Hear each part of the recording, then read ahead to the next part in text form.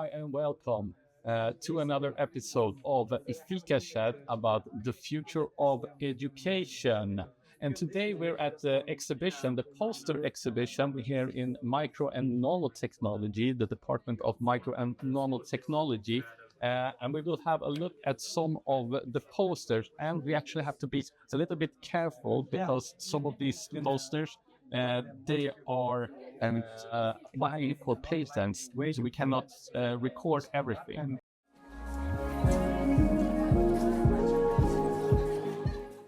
Hello, so I am here with Valentina, and you are getting ready to do a little poster session. Yes, Yes, nice. we are in Micro and Nanosystem division, and with today it's our internal poster session, where every year it's annual event for the department, and we actually make one minute pitch all the students and the people that they present. Actually, we are PhDs or postdocs or master students, and we are presenting our research in posters. So in the corner up there, you will see the posters, and it's actually very nice activity every year. We just do it, and it's very nice engagement.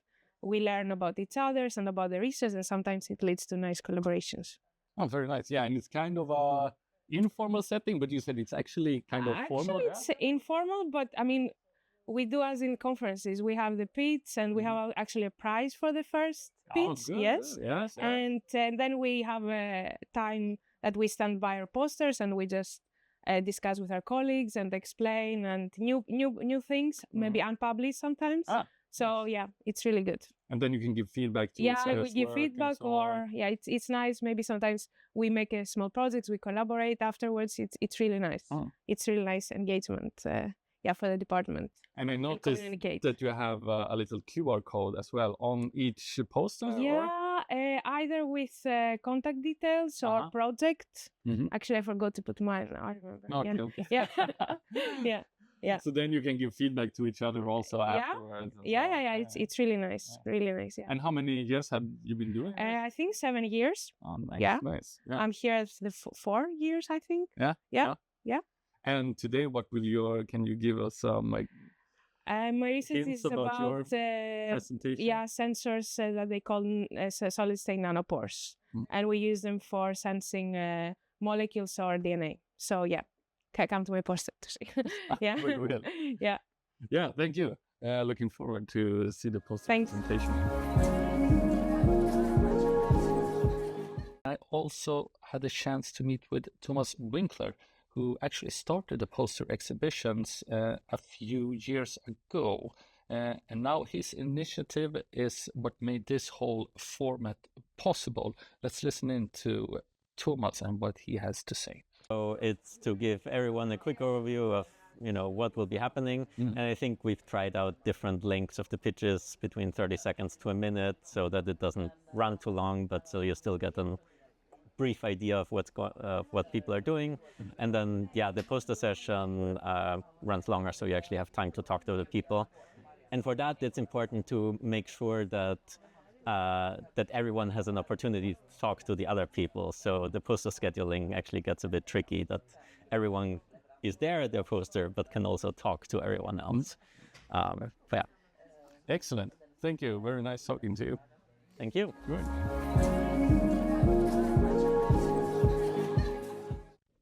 And now we will listen into some of the pitch presentations that are taking place just here behind me. The objective of this poster session is to know each other's research within MSD. And here is today's schedule. So we are right now in the middle of the introduction. So after the introduction, we will move on to the pitches. Then from 2:30, we're gonna do a poster session. There is a bit of margin between the end of the pitch and the poster. So during that time, you can see around each other's posters in the corridor, and make sure to hang your poster by 2:15. And after the poster session, we're gonna have a closing and our ceremony. Then from 6:50, we will have a dinner at Restaurant Noi. And here is the timeline for the poster session. You can also find this information in the email that I sent yesterday, and also you can find this real-time information on the header of your post in the corridor. Okay. Then, of course, we have some prizes to recognize your effort. And there are two prizes, one for best pitch and one for best poster. And each winner will receive 700 SEK this year. But now we start with the pitches. I remind you that you have 1 minute for the pitch. So we have timed already the slides. So after 1 minute, it will move forward. If you do less time, then I will manage to it.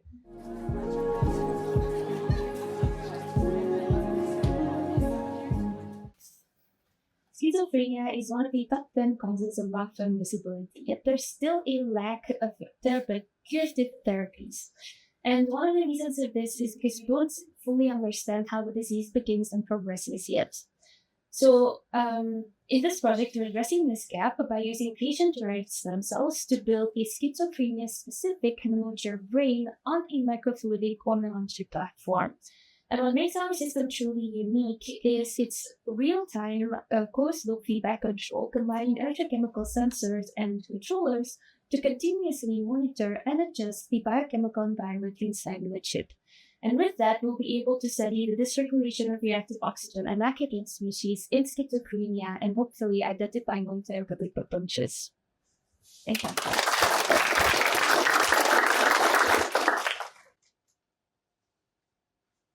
Sure. Yes. No. So in my project, I make waveguide integrated graphene detector. And it's waveguide integrated, so you are supposed to illuminate the detector through the waveguide. But when I illuminate the detector from top, I get like unexpected result. And I publish it. I get accidental publication. So if you want to know how I get this accidental publication, come to my poster. Maybe we will figure out some accidental business.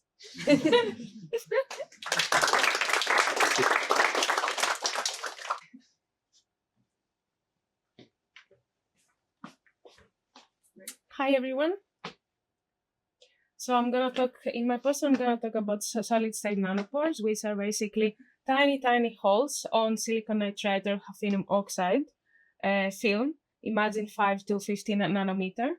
And in our project, basically, we're focusing on finding different fabrication methods, repeatable and scalable. And also we are performing a DNA sequencing data, but also a nanoparticle trapping. And we have a very nice result that says that maybe this membrane can work as memory store. So if you want to know more, come to my poster too.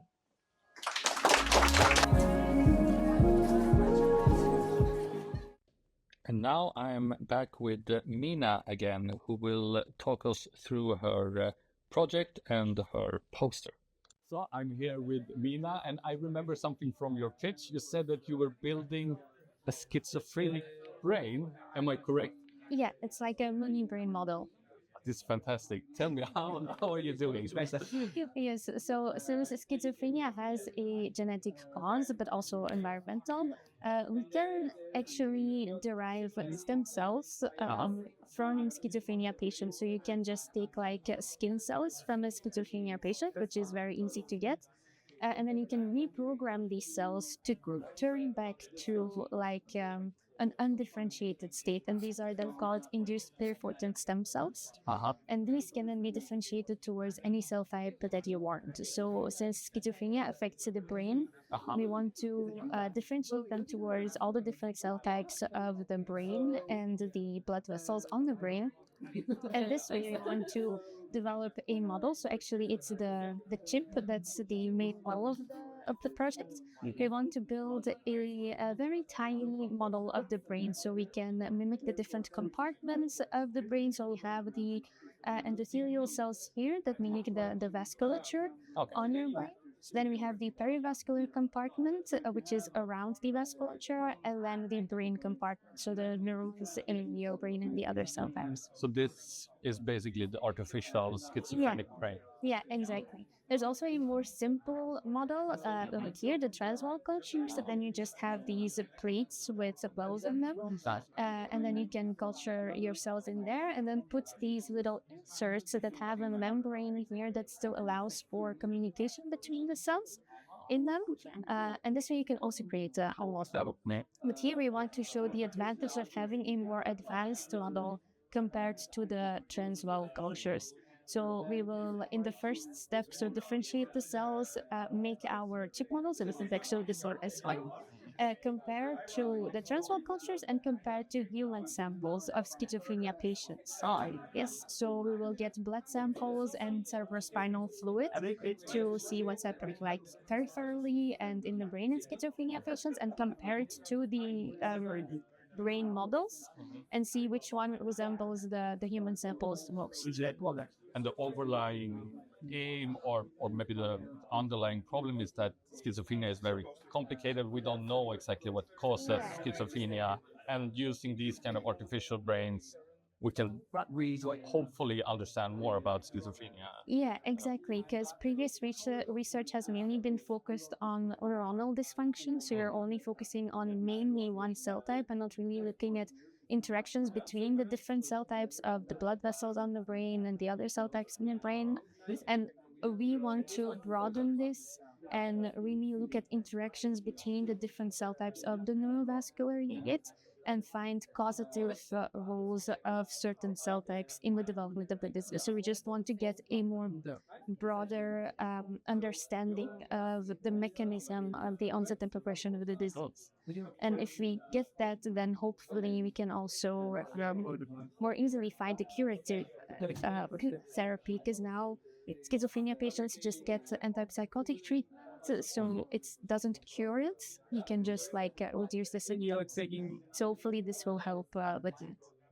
Very interesting. And is this your first time you're doing this kind of pitch session? Yes, indeed. I recently started, so it's my first studies. Interesting. How did you find out about KTH? What made you apply for a PhD program at KTH? So I was actually here in Sweden many years ago for an internship. I was at KI, and I really liked it. So I decided to come back. So I did my PhD then in Belgium, and then I decided to come back to Sweden for postdoc. Oh, very nice. Oh, so you're doing your postdoc now? Yeah. Yeah, sorry. Yeah, you're doing your postdoc. Yes. Yeah. Thank you so much. Very interesting work, and good luck in the future. Yeah.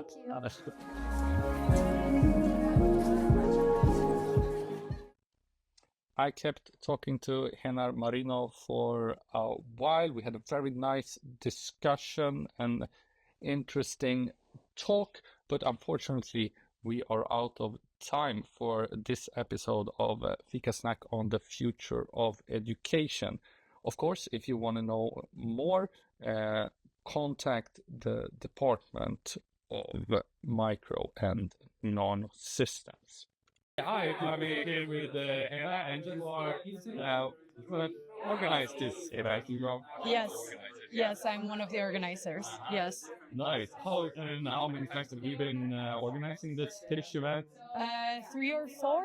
I think this is the 4th year. The first year I was involved just to kind of learn the process. Then I had, 4 times. So 2 years where I was the lead organizer, and then this year that I'm kind of teaching some other people. And do you want to do a super brief presentation? Yes, of course. So basically, the main idea is that we're trying to speed up the diagnosis of sepsis. So I don't know if you know what sepsis is, but basically is defined as a life-threatening organ dysfunction that you get when you get a very severe infection. So your body is overreacting to this infection by basically shutting down organs and so on. And it causes a lot of deaths globally, so it affects a lot of people, and current diagnostic methods take a very long time to yield results. And one of the reasons for this is because you can find very few bacterial cells in the blood. So what we're trying to do is speed up that diagnosis time so that we can detect the bacteria earlier on, and then we can give the patient or the doctors the data of okay, do we have bacteria in blood? Yes or no. So we want to have a detection assay. And then we also want to know what bacteria is causing or what pathogen is causing the infection, so that the doctors can then adapt the treatment to give the patient like a personalized treatment. So in a very few words, that's sort of what we're doing. It's amazing. Yes. I spoke to Walter before, and he said a lot of these research projects actually lead to kind of real companies. Yeah. Which phase would you say that this research project is?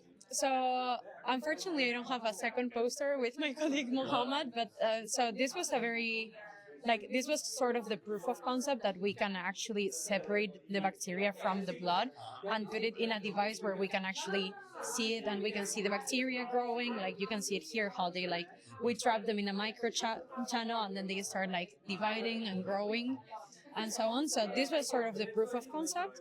And then that we can do this with just a centrifuge, right?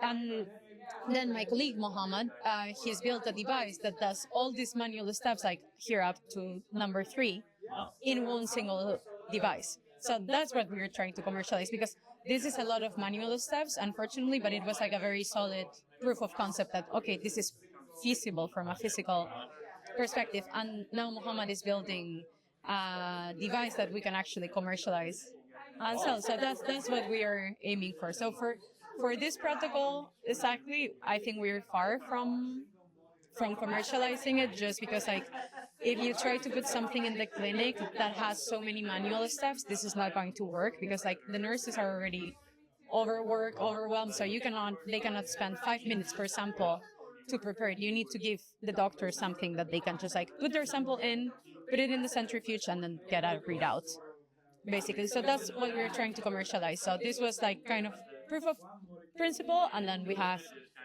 another device that we hope to commercialize. I mean, yeah. Again, I said it so many times today. So sometimes you have this specific technology, and it's very applicable. This will lead to hopefully, yeah, exactly.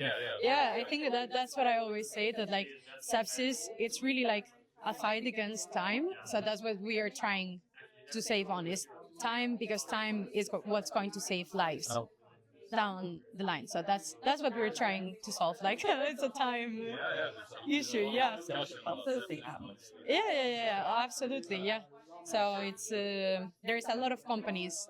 Obviously, it's also kind of a race with all other companies. There is so many people trying to work on this and get a product that works and is the first one in the market. So it's a very complex problem.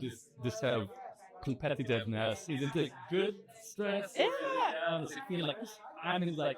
I'm not super stressed. For me, if anyone finds a solution for this, I would be super happy. It's not that I feel I need to be the first one from a competitive point of view. If anyone manages to find a cure for this, or not a cure, a solution for this, I will be happy to go work for them. So it's, I think that's a little bit more the spirit in Sweden. State of the art research. No, it's super exciting, and as you said, it's very applicable. You can, from the poster, from the research, you can see the real world application that this has, and that was for me very important. Choosing a PhD, and when I discussed with Walter, that was really something that I was aiming for, to have a project that is not. I think basic science is beautiful, but for me, I wanted to work on something that could hopefully help someone. So. How did you choose KTH as your? But it was not really choosing KTH. Walter had this very beautiful project, and then I saw it, and I was like, "Wow, this is my dream. This is what I want to work on." And then I applied, and it was a good match. So I got the job, and then I was like, "Okay, Stockholm sounds great. So let's go." And where are you of from course, originally? I'm from Spain. Is it? Yeah.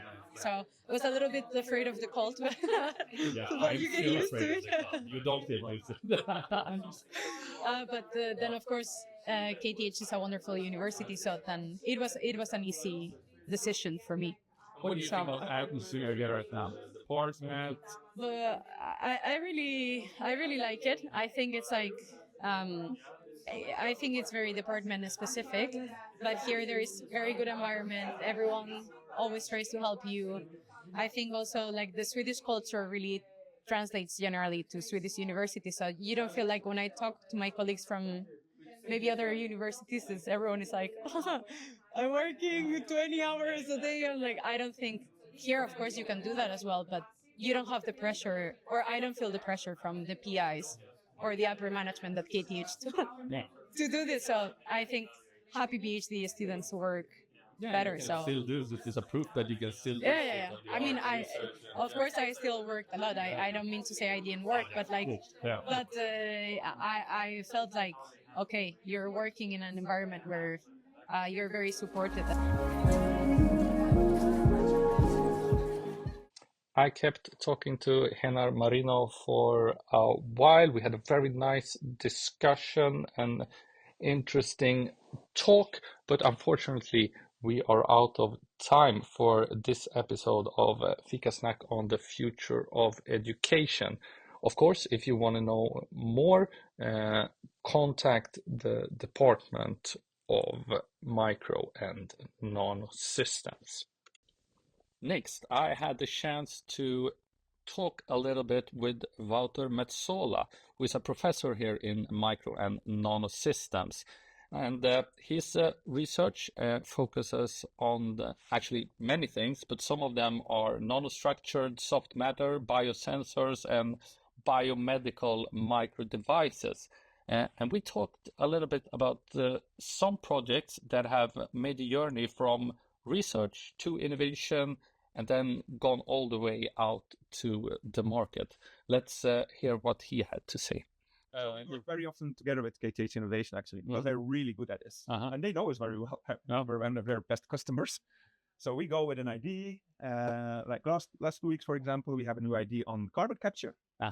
And then we invented something new that can do this super efficiently. And we go to KTH Innovation, and then they help us with some first funding to do, patentability search and then maybe make a market report to see, how this look like. And we use this to understand, because we have something, and how to bring this further. We need to understand, should we go hand in hand with a partner, or should we build an own company, and how do we protect our IP? And this is something that you really have to think about from the start, understand if I'm going to end up in technology that is a level 4, which means I can show it works in my lab. Next level is I can show it works in a real environment. Okay. So, for example, with this one, the first thing we showed, we can use this in we can test this, we buy a stomach from the slaughterhouse, and then we work on it, or an intestine, and then we work on that. I say, hey, this works. But then the next is you go to real and you test on real animals, and then in a real setting, for example. So you have to take step by step. And just explain this this lucky loop. You explained it in Swedish, but explain it just briefly. Yeah, so what lucky loop does really is it helps sampling cells, and this is something many medical problems can be diagnosed if you have access to specific cell samples, and you can look at how does a cell look like. How does it behave? For example, is it cancerogenic or not? But that means you need to be able to pull out these samples. And for example, a very easy way to pull out samples is when, for example, if you have a spot on your skin, and you say, is this cancer? Then they will take a biopsy. And then they can test. If it's a swab, for example, often you can take for DNA, they take the swab from the inner chin, because they pull out cells and then look at it. But there are places in the body that are very hard to reach. We call them hard to reach places. That's what we call it. And in this case, there's the pancreas. We have also technology where we focus, for example, on the kidneys or outer lung or the brain. You can go in with, go all the way to the brain if you go via the bloodstream. So we go either via the bloodstream, we develop technologies for the bloodstream, and we develop technologies via the mouth. All right. And then there's other places also you can go, but those we have developed. And this specifically one lucky loop is really for via the mouth, go in. And this is when you see on an ultrasound that there are cysts in the pancreas. Very often they are benign, you don't do anything. Most of the cases, actually, way over 90% is totally harmless. But you want to know if some of these cells are potentially cancerogenic, and then you want to harvest the cells.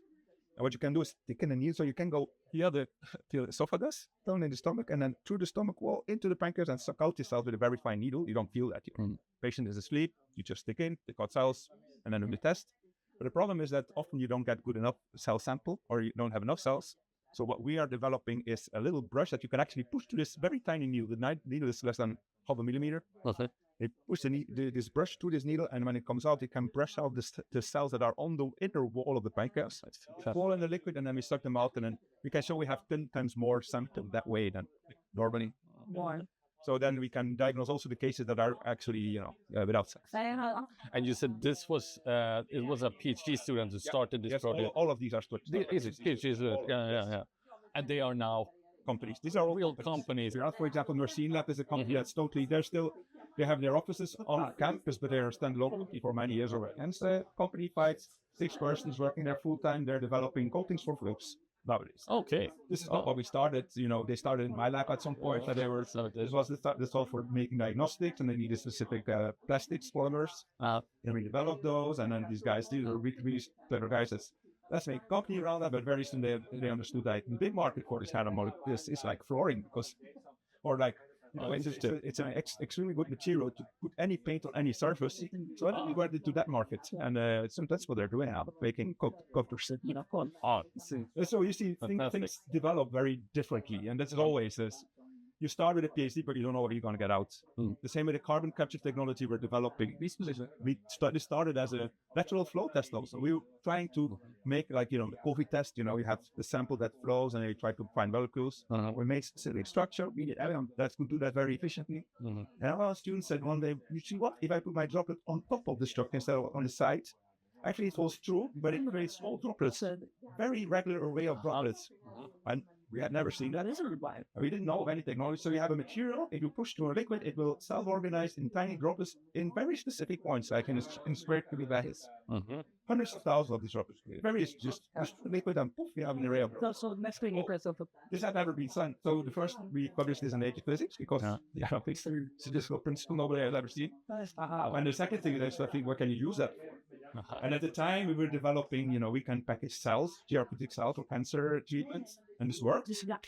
But then I figured out, this is going to be 10, 15 years research just, to bring this in. And the amount of money you need to bring this forward is too much. I can't handle that. And then I kind of, I thought I let it go, but I had a partner at the same time that helped me. He thought, let's try this for other technologies such as capturing carbon or.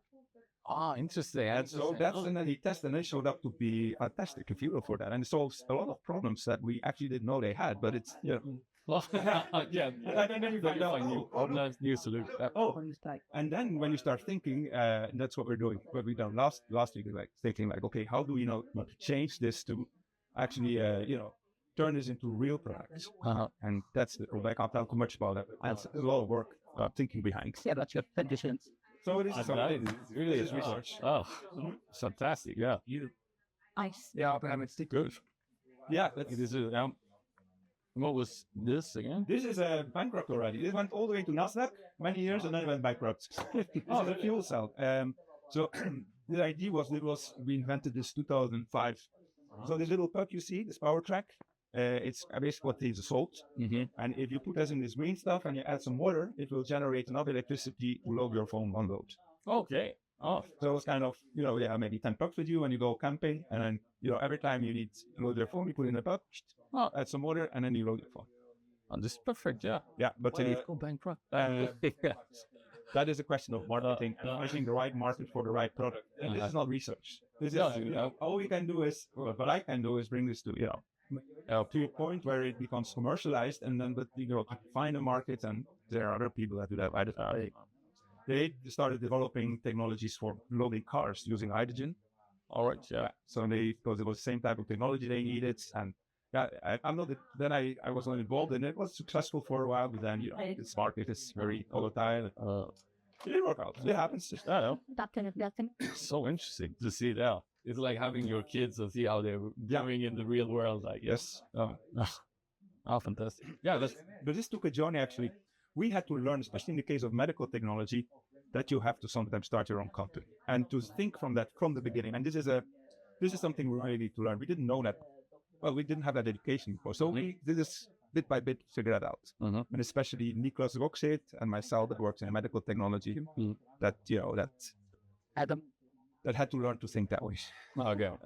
And now it's the systems, when a student comes in, because around here there's 4 CEOs running around you, and this really? at the moment, yeah. So people that that are either still doing research or that that are already CEO, but are still they're still part of research that work along, and they're training new people that then do their research here, and so this is an ecosystem for people to people see how it's done, and you get inspired, and you also understand what you can do and how it's done, and Yes, it's really building a process for it's about building process and understanding how the workflow goes. And this is specific with our research. We can do that. There's other research, like if I go down one floor, they work with signal processing, which is basically mathematics.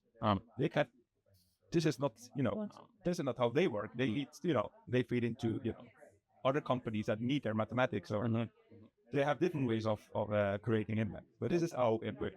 It's very visible, so it's easy to show on the camera. That's a nice. That's a very nice thing. Yeah. I love this kind of system that you integrate with your body as well. Yeah. It's like this kind of cyborg system. Yeah.